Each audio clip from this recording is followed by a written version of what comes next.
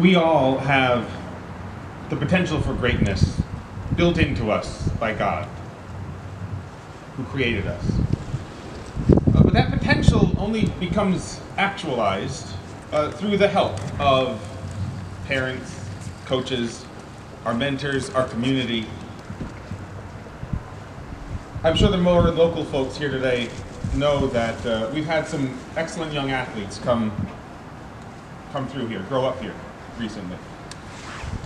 And I expect that will continue, but I believe that Honest Eddie can be for them an inspiration and a reminder of, well, first of all, the endurance needed to develop their athletic skills, but most of all, of fair play, of what he's known for, of honesty in play. So I want to just begin with a little prayer. In the name of the Father, and of the Son, and of the Holy Spirit.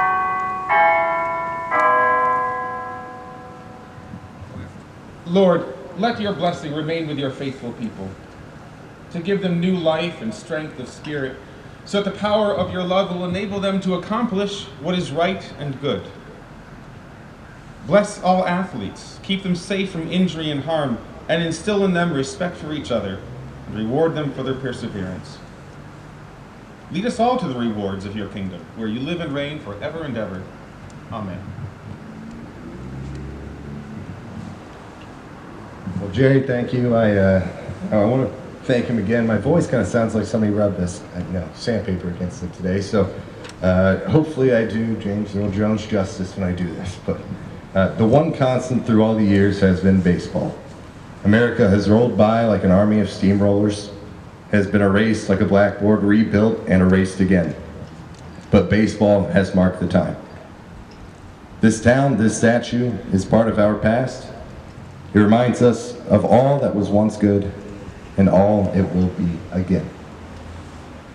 We are, as you mentioned, new to the community, but this is a fantastic community. It's a beautiful area. I'm not from this area. I'm from the Midwest, but the first time I came up here, I told Jerry, I said, this is one of the most beautiful areas of the country I've ever seen.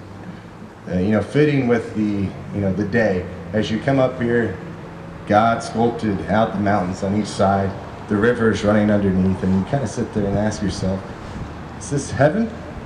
You say, no, this is Hancock. And truly, it's been a pleasure to be part of this community and do what we can do. I was a ball player. I played all through high school, played in college. My dad was a college baseball player. And so to be part of an event like this in a community and have the arms be so open to us come in and be involved, I'm very grateful. And I truly believe this is a fantastic part of Hancock history and that we will build upon it here. Baseball is America's pastime. It's America's pastime for a reason. I think everyone has a connection to baseball one way or another. We grow up, we play Little League, we go on, we learn lessons from that, and we become young men or young women. And you become better through that sport. And one of my favorite things about baseball, and I'll give this back to Jerry and I'll stop my rambling, but one of my favorite things about baseball is the fact that you can't run out the clock, you can't take a knee. You got to give the other guy a fighting shot to win the game. You got to give him a chance. And I think that's one of the great things about baseball, and I'm sure that's one of the very many reasons Honest Eddie Murphy loved baseball. So Jerry, I want to thank you. I want to thank the Hancock partners, and I think this will truly be a great thing for the city of Hancock. So thank you, Jerry.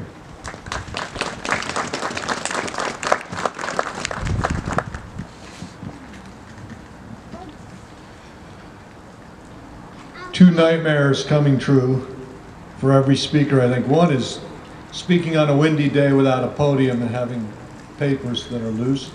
And second is being forced to follow people who have used some of your material. So I'm going to repeat some of what Father Quinn said, great remarks, and unfortunately Cole stole one of my quotes, but hopefully I can say enough other things that you won't notice.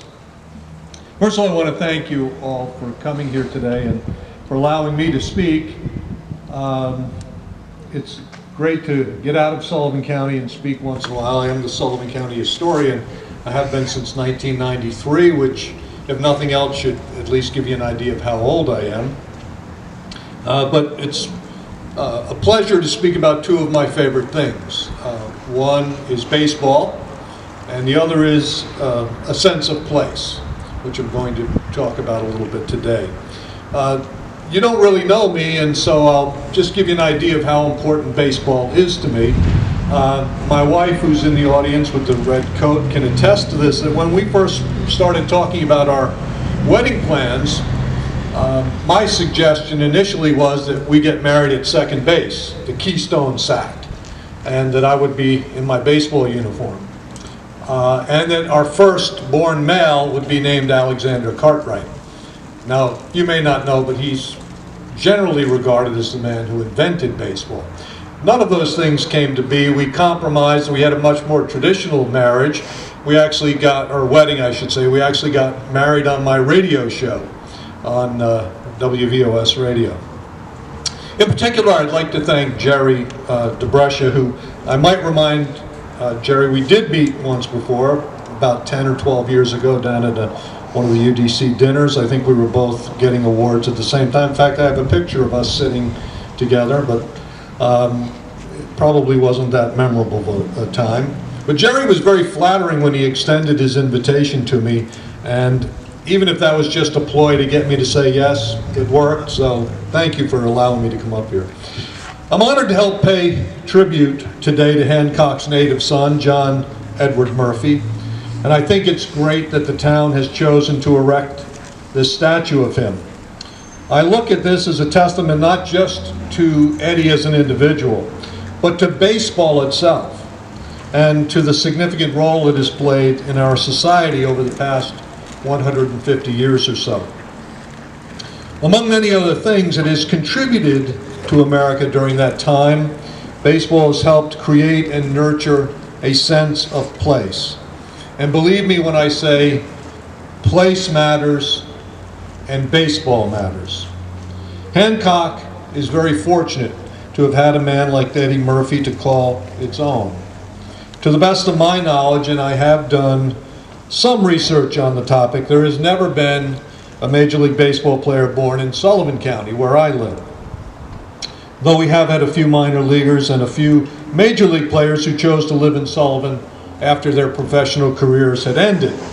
Most notably among those was a man named Joe Gearhart, a second baseman who played for the New York Giants and 10 other Major League teams in the 1870s and 1880s, the very earliest days of Major League Baseball. Gearhart was known as Move 'em Up Joe for his ability to advance runners, and sometimes was also called the King of Baseball. But although he lived in Liberty in Sullivan County for a number of years, he was not a native. Former Major Leaguer George Crowe, one of the first African Americans to play in the majors, also lived in Sullivan County for a time. In fact, just down the road here in Long Eddy.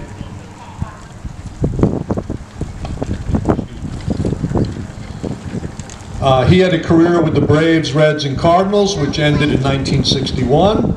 And in 1957, George Crowe hit 31 home runs. And although that ranked him just 6th in the National League that year, that was back in the days when hitting 31 home runs really meant something. Jackie Robinson called George Crowe the most articulate and far-sighted of the early African Americans in the major leagues, noting that young black players often sought him out for advice. In a paper he wrote for the Society for American Baseball Research, which I used to belong to, Warren Corbett wrote of George Crowe, and I think this is important because it talks about where we live. As he reached his 50th birthday in 1971, Crowe dropped out. He moved to the backside of beyond, to the foothills of New York's Catskill Mountains. His home, near the hamlet of Long Eddy, was a log cabin he called the Jackass Inn, 7 miles from the nearest paved road. It had no heat, no electricity, no running water, or telephone. The only way to his front door was a long hike up a rocky slope. Some described him as a hermit, but he stayed in touch with his family and his friends, and he was willing to talk to any reporter who took the trouble to find him.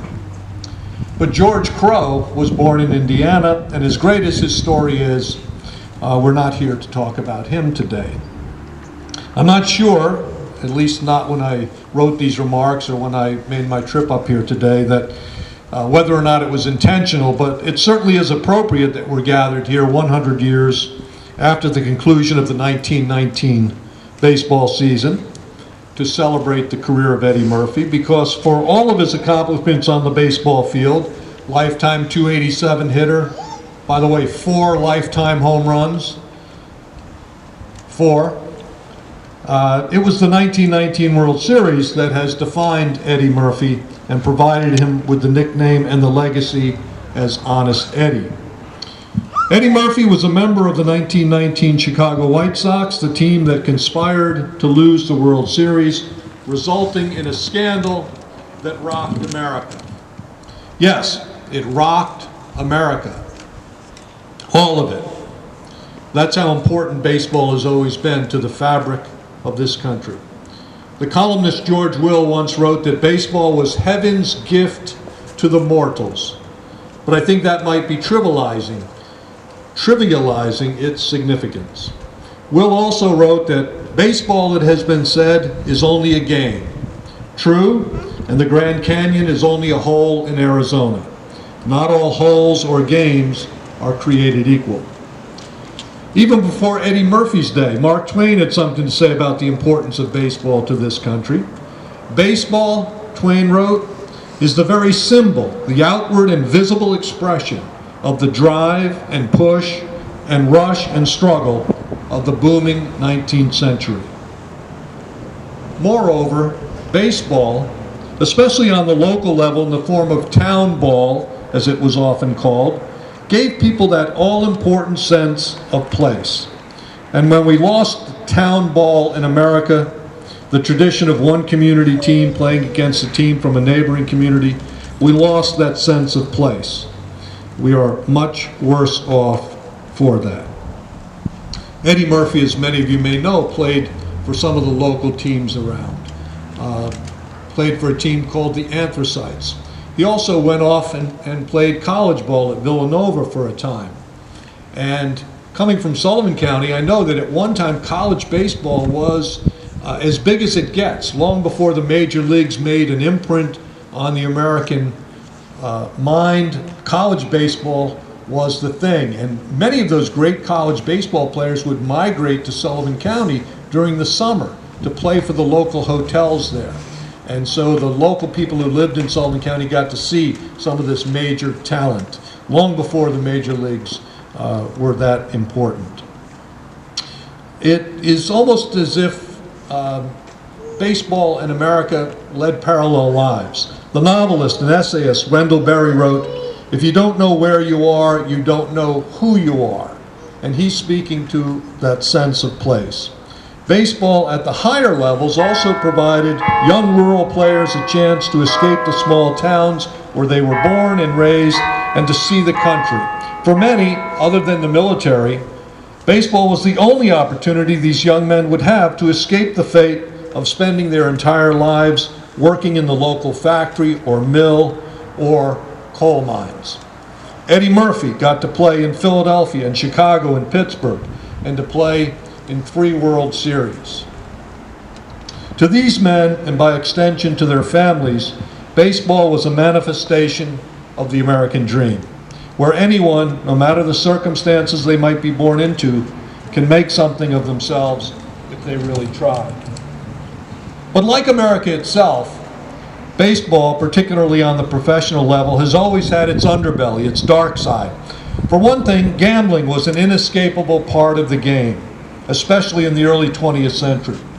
Even great players like Ty Cobb and Tris Speaker were linked to betting on games and so-called fixes. The Black Sox scandal has been much mythologized and inaccurately portrayed in literature and in movies. In fact, 2 of the most enjoyable sports movies of all time, Field of Dreams and 8 Men Out, both offer somewhat distorted views of the Black Sox scandal. The details surrounding the scandal are still being debated, even as we mark its centennial. But 2 things about that scandal are indisputable. One is that it changed baseball and changed it for the better. And the game was much cleaner for a long time after the scandal. Major League Baseball discovered a wrong, they addressed it, and they did what it could to correct it. I think there is something very American about that. The second indisputable thing is that the Black Sox scandal rocked not just baseball, not just the sports world, but all of America. Maybe that's because, as the author Terrence Mann, as characterized by James Earl Jones in the aforementioned movie Field of Dreams, famously said that watching baseball is like dipping yourself in magic waters. The one constant through all the years, he says, has been baseball. America has rolled by like an army of steamrollers. It has been erased like a blackboard, rebuilt and erased again. But baseball has marked the time. With the dedication of this statue today, the village of Hancock is not just honoring its native son, John Edward Murphy, but it is also cultivating for its citizens, for all of us, that all-important sense of place, while at the same time attesting to the significance of baseball in America. And I thank you for doing this. What a great thing.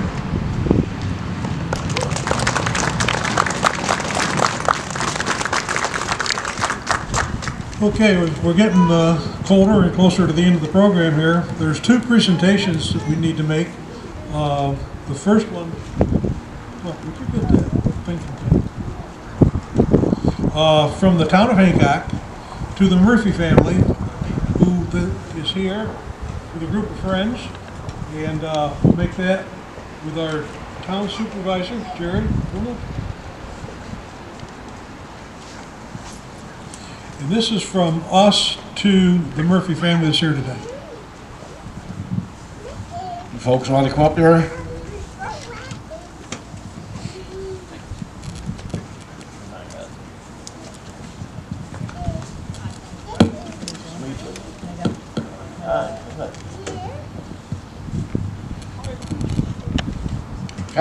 On behalf of the residents of the village of Hancock and the entire town of Hancock, it's very privileged to present this award. It says, to the Murphy family through all the years, the one constant through all the years has been baseball. America has rolled by like an army of steamrollers. It's been erased like a blackboard, rebuilt, and erased again. But baseball has marked the time. This town, this statue is a part of our past. It reminds us all that once was good and it will be again. The people of Hancock, New York, thank you for sharing honest Eddie with our community. Thank you, folks.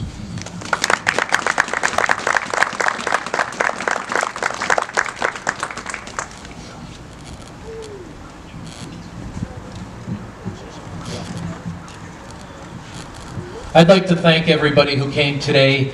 I'd like to thank all the people from Hancock, all the people from Carbondale, Simpson, all the people that came up today.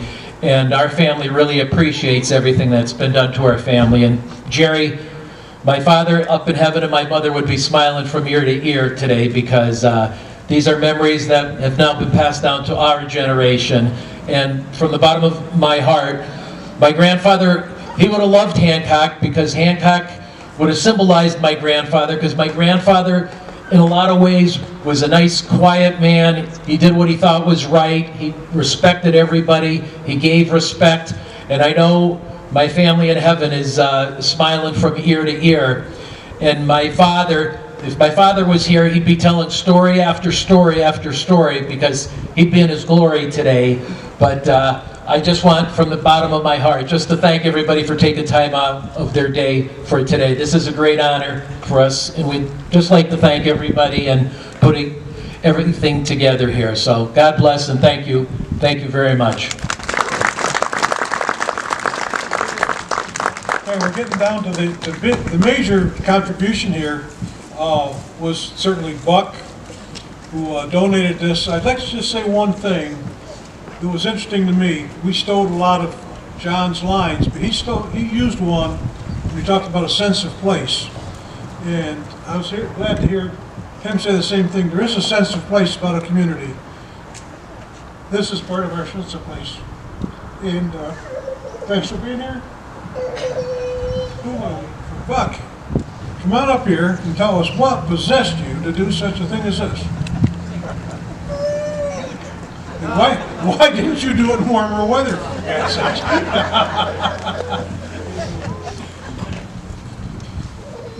Jerry suggested a couple of months ago, or better, what Hancock needed was a statue of Eddie Murphy. Recently, for the third time, I had my heart done, and talked to my wife, and I said, let's buy it, let's do it. So we did. Stepping up to get this job done was Vince Cutler and Rod Deere and Aaron Columpian and a few others. Chris Gross laid it out for us. Andrew Gross did finishing work here, and so on. Couldn't have done it without my family giving their blessing and a 401k. So when they're ready, I'm going to ask my grandkids to come up and help me unveil this.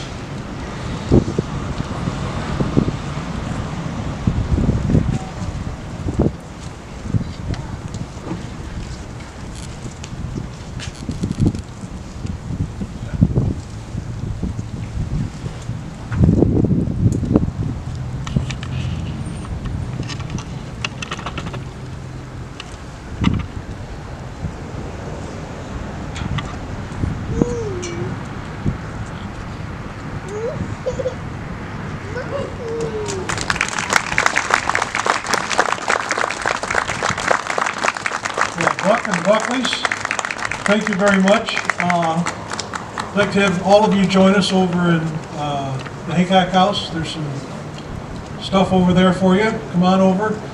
I would like to say this before we end up. Ed mentioned his father, and we still have some video, I think, of a couple interviews that Joe Iozzi did. And if we can get them out, it's touching to hear what his father said about his grandfather. And as we leave, I want to tell you about one thing. One of the most famous players in baseball history was Shoeless Joe Jackson. Shoeless Joe was illiterate. It tells you a lot that their tradition or their practice was when they went to a restaurant, Eddie Murphy would read the menu for them. That's the kind of guy we're honoring.